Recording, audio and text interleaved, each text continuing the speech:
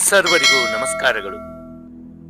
ಆತ್ಮೀಯರೇ, ನಿಜವಾದ ನಾಗರಿಕರೆಂದರೆ ಯಾರು? ಲೇಖನದೊಂದಿಗೆ ಧ್ವನಿಯಾದವರು ನಿಮ್ಮ ಪ್ರೀತಿಯ ರವಿ ಕಂಗಲ್.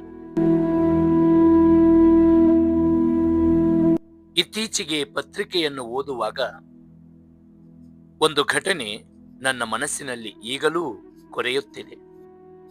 ಅದೇನೆಂದರೆ, ಜಪಾನ್ ದೇಶದಲ್ಲಿ ರೈಲು ಹೊರಡುವ ಸಮಯದಿಂದ ಹಿಡಿದು ಸ್ವಚ್ಛತೆಯವರೆಗೂ ಎಲ್ಲವೂ ಕರಾರುವಕ್ಕು.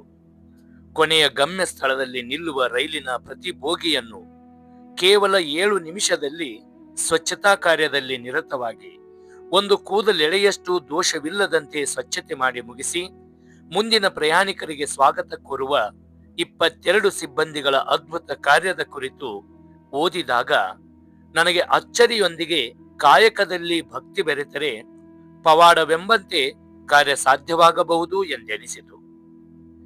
2ನೆಯ ಜಾಗತಿಕ ಯುದ್ಧದಲ್ಲಿ ಅಸ್ತಿತ್ವವನ್ನೇ ಕಳೆದುಕೊಂಡು ನಾಶವಾದ ಜಪಾನ್ ದೇಶವು ಅಲ್ಪ ಅವಧಿಯಲ್ಲಿ ಪ್ರಗತಿ ಸಾಧಿಸಲು ಅಲ್ಲಿನ ಪ್ರಜ್ಞಾವಂತ ನಾಗರಿಕರು ತೋರುವ ಕಾಯಕನಿಷ್ಠೆ ಹಾಗೂ ಕಾನೂನಿನ ಪರಿಪಾಲನೆಯಾಗಿದೆ.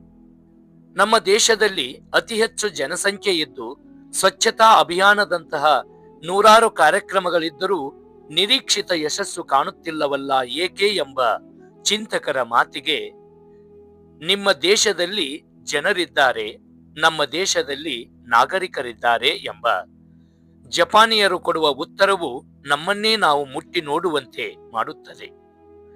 ಬಸ್ಸು ರೈಲು ಬಂದೊಡನೆ ಸರದಿ ಸಾಲುಗಳಲ್ಲಿ ಹತ್ತಬೇಕೆಂಬ ಸಾಮಾಜಿಕ ಪ್ರಜ್ಞಾ ಶೂನ್ಯರಾದ ನಮಗೆ ಇನ್ನು ಅವುಗಳನ್ನು ಸ್ವಚ್ಛವಾಗಿಟ್ಟುಕೊಳ್ಳುವುದು ದೂರದ ಮಾತು. ಇಲ್ಲಿ ಉಗಳಬೇಡಿ ಎಂದು ಬರೆದಿರುವ ನಾಮಫಲಕವನ್ನ ನೋಡಿಯೂ ಉಗುಳುವ ಜಾಯಮಾನದವರು ನಾವು. ರೈಲು ಹೊರಟ ಕೆಲವೇ ಗಂಟೆಗಳಲ್ಲಿ ಕೆಂಪು ಕೋಟೆಯಾಗಿ ಬದಲಾಗುವ ಕೈ ತೊಳೆಯುವ ತೊಟ್ಟಿ, ಗಬ್ಬು ನಾರುವ ಶೌಚಾಲಯಗಳ ದುಸ್ಥಿತಿಗೆ ಕಾರಣರಾರು ಎಂಬುದನ್ನು ಅವಲೋಕನ ಮಾಡಿಕೊಳ್ಳಬೇಕು.